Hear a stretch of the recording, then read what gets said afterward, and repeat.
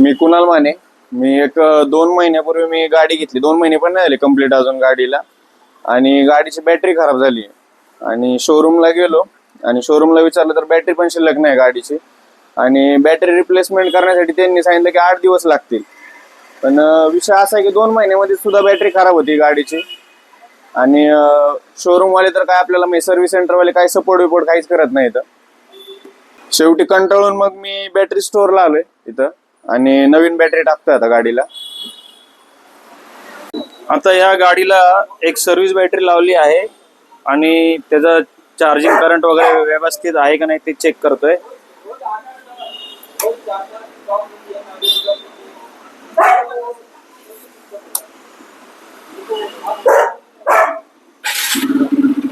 गाडी स्टार्ट झाली आहे.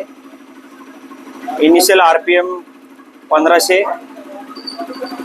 बॅटरीचं व्होल्टेज वाढत नाहीये रेस केल्यावर सुद्धा.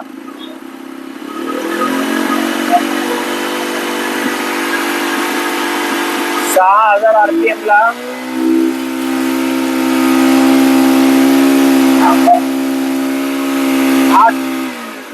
8,000 RPM ला गेल्यावरती 12.70 व्होल्टेज दाखवते, जे योग्य नाही.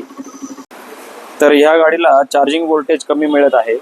चार्जिंग व्होल्टेज हे नेहमी 14 to 14.5 व्होल्टेज याच्यामध्ये पाहिजे.